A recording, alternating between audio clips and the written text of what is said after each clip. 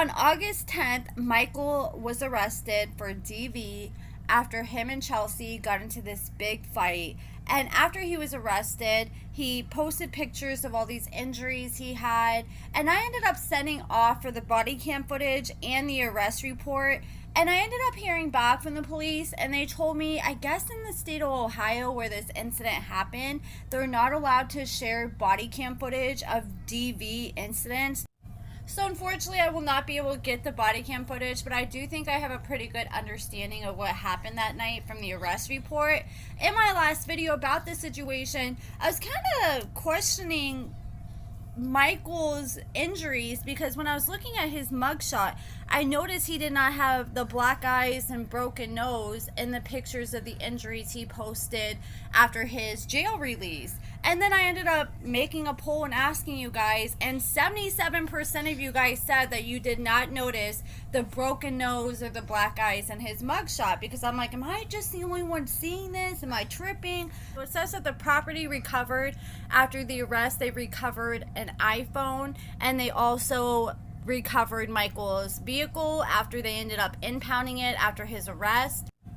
This here lists that Michael was charged with DV and strangulation. It says they had Chelsea's 17-year-old niece as a witness. She's currently living with Chelsea. I heard she gets paid like $600 a month to foster her niece.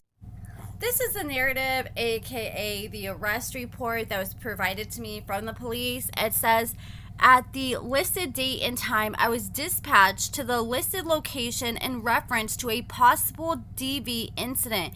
And also, like, it said that Michael was arrested at 8 in the morning on August 10th. So they were fighting early in the morning. And so it goes on to say, dispatch advised that Michael Harmon had struck the victim Chelsea in the face. Dispatch advised that Chelsea was bleeding from the face and that the suspect Michael had left the residence. Upon my arrival, the door was answered by the caller Victoria, that is Chelsea's 17-year-old niece. I entered the residence and I found Chelsea sitting on a chair in the living room, bleeding from her nose and mouth. I confirmed with the parties that Michael was not at the residence and requested the medics to respond. While speaking with the parties about what happened, I learned that Michael left the residence in his black 2012 Ford F-250. The parties advised that when Michael left, he took Chelsea's cell phone with him. Victoria advised that Michael could be tracked, and Chelsea's son Trevor showed me the location on his phone via Life 360 app.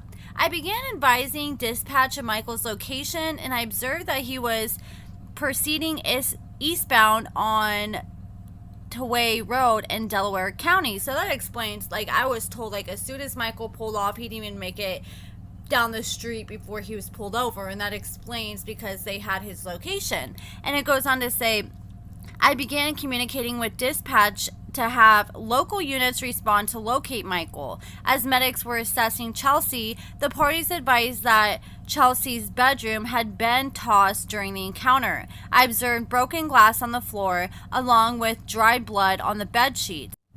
I took photographs of the room and continued to speak with Chelsea as I photographed her injuries. Medics advised Chelsea that the bleeding was from her lip and that she was going to experience swelling and provided an ice pack. Okay, so he busted her lip. I thought it was her nose, lip area, but I guess it was just her lip. And then it says Chelsea refused transport to the hospital with the medics. So that's one inconsistency, because I could have swore that they acted like Chelsea was rushed to the hospital as soon as the police showed up. The niece said that Chelsea was hospitalized for days, so I don't know if she ended up changing her mind later and decided to go back to the hospital, but initially she refused medics. And it says Chelsea is deaf and her communication was translated for me by Victoria. When I asked what happened, Chelsea advised that Michael wouldn't leave her alone and had grabbed her in order to get her attention. Michael was angry with Chelsea over something that had happened earlier in the day, and Chelsea advised advised that Michael had came into the room and woke her up. So that kind of lines up with what Michael was saying. He said that Chelsea and him were fighting, so he went outside to sleep, and Chelsea kept going outside, like kind of just looking at him, but she wasn't saying straight up, come inside, but you could tell she wanted him to come back in and just stop fighting. And so he eventually came in like early in the morning, took a shower, and I guess he walked inside her room and turned the light on, and that's when she just freaked out because she's like, you woke me up, what the hell are you doing?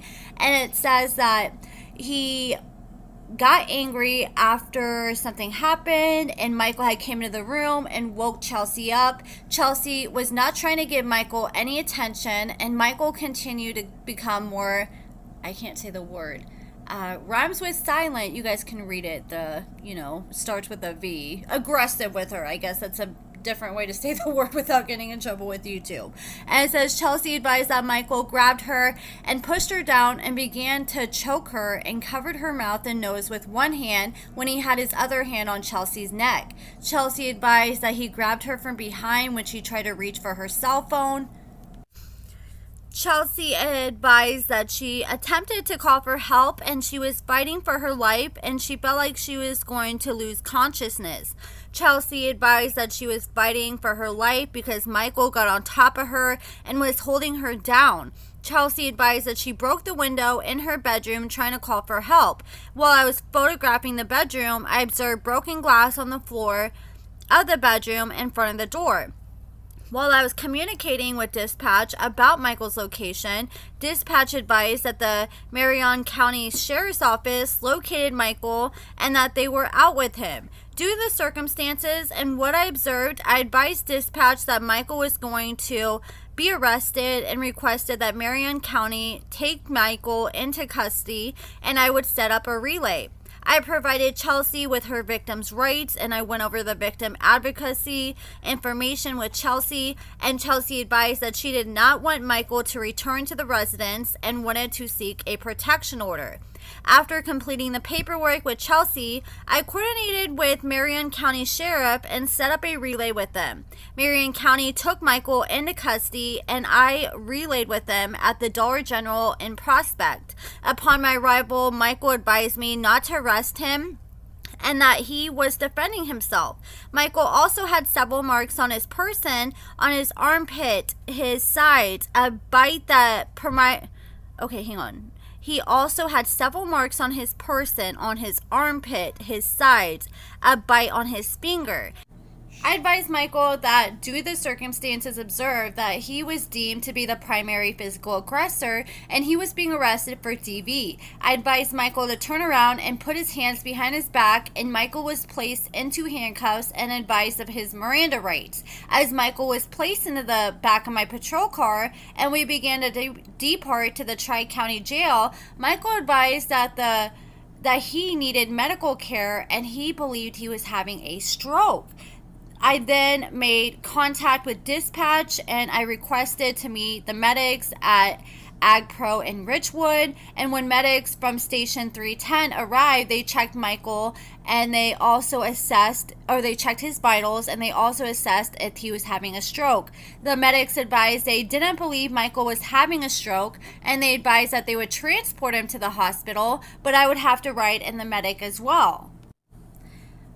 I advised that I could fall behind and that I needed my patrol car with me due to Michael being under arrest and would be transported to jail after he was discharged. And I was advised that the medics would not be able to transport Michael without me riding in the medic with them. Due to this, I transported Michael in order for Michael to receive treatment. I reported Michael to the ER where he said that he was having a stroke. He underwent assessment. He was assessed for a stroke and provided care by the staff at UCMH. Michael's doctor advised that nothing was found during his CT scan and assessment, and the doctors advised that Michael was going to be discharged. After Michael was discharged from the hospital, Michael was then transported to the Tri-County Regional Jail. So after jail, he was claiming that he had to go to the hospital to get them to take pictures of his injuries, but it says here that he went to the hospital. before he even went to jail. So it says, well, en route to the jail, Michael advised that he was defending himself and advised me to watch the video that he had taken. And I'm sure that's the video that we saw on Facebook. He said, I advised Michael that I had seen the video, and Michael continued to argue the validity of the charges and how he was not the aggressor. Michael also continued to argue about the ownership of Chelsea's phone. Michael was trying to act like he owned Chelsea's phone. The police officer talked to his supervisor, and they're like, okay, we're just going to lock the phone up until we can figure out the rightful owner.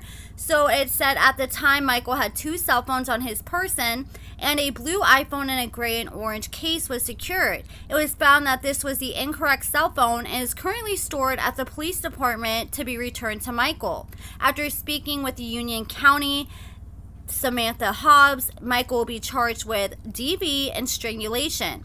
Michael is set for arraignment at the Maysville Municipal Court on August 11th at 8 a.m. and written statements from Chelsea and Victoria have also been documented with this investigation. So that is all the details we learned, stuff we already knew, along with some additional details. So let me know what you guys think about this whole situation in the comments below. Give this video a thumbs up, subscribe, and thank you so much for watching.